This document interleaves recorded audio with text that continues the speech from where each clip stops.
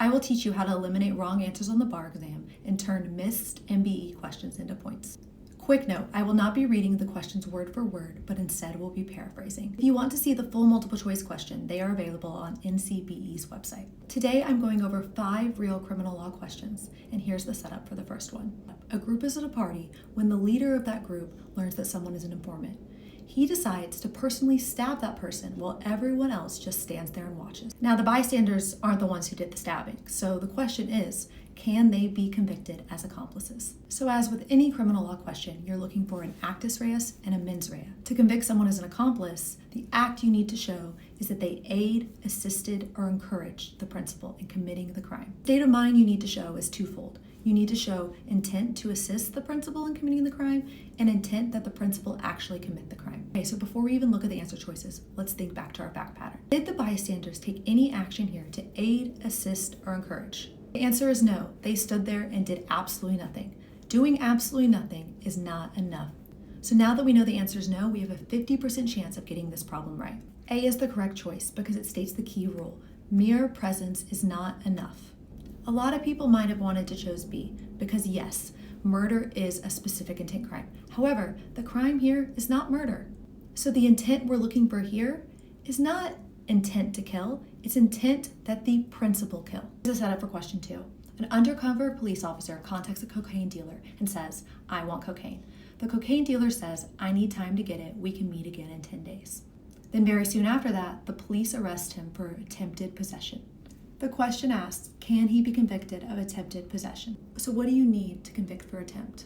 You need a specific intent to commit the crime and an overt act. Thinking about those two elements and before ever looking at the answer choices, the question is, did the cocaine dealer do enough to constitute an overt act?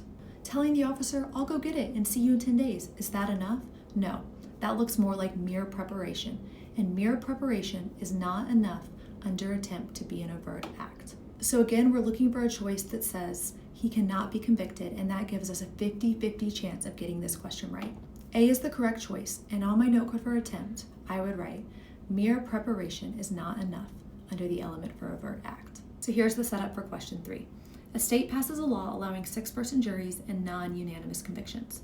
A defendant is tried for murder, objects, but is convicted 5-1. He loses on appeal and now seeks relief. So did the jury size and the non-unanimous verdict violate his constitutional right? Here's the key rule to remember. For serious criminal cases, the Constitution requires a unanimous verdict. Here, the verdict was not unanimous, so the right answer is B. A is tempting, but the Constitution doesn't require 12 jurors. And I'm not gonna lie, when I first answered this question, I wasn't sure, but I promise next time I will know it, because on my 6th Amendment note card, I will write 12 jurors not required, only 6. Here's the setup for question 4. Police get a tip about drug sales in an apartment. They observe a lot of quick visitors. A man leaves, officer grabs him, he struggles, they search him and find heroin. Then the officers knock on the apartment door, the resident opens, and when they ask to come in, she says yes. Inside, they see heroin on the table.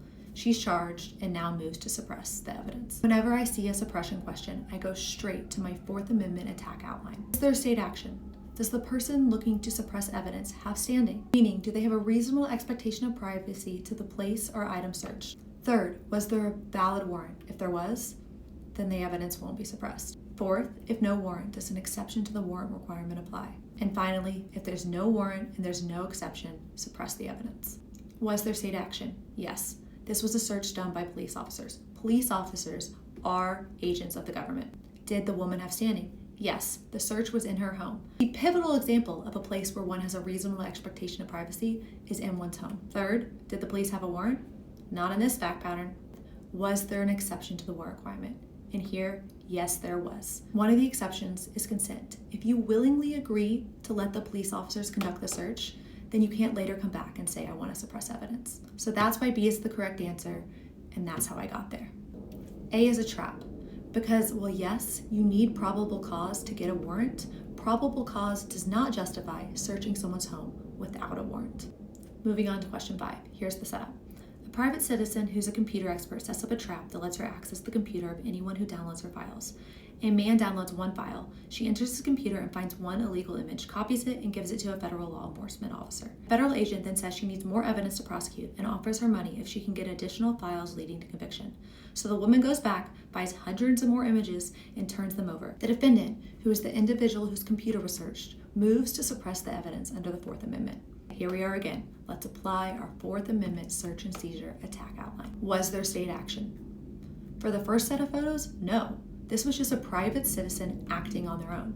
For the second set, yes, because when the citizen went to search the computer for the second time, she was acting at the direction of a federal officer, and she was even given an incentive by that officer to do so. We asked, did the defendant have standing? Yes, this was his laptop. He has a reasonable expectation of privacy in his laptop. Third, was there a warrant for either search? No. And finally, because there was no warrant, is there an exception to the warrant requirement? So let's think about our exceptions. Was this a search incident to a lawful arrest? No, there was no arrest being made here. Was this an automobile search? No. Was there consent, like in the last problem? Absolutely not. Were these pictures in plain view? No, they were on the man's computer. Was this a Terry stop and frisk for dangerous weapons? Nope. Were the police in hot pursuit of a fleeing felon? No. Did the police think that if they didn't act immediately, evidence would be destroyed? Also no. And finally, was the public in danger? No as well. No warrant and no exception applies. This evidence must be suppressed. But what's really important here is that for the first set of photos, there was no government action, so this rule does not apply. So only the second set of photos can actually be suppressed. And that's the answer choice we're looking for, and that's what D says. That's it for part 1. Comment if this was helpful, and I'll continue with a part 2.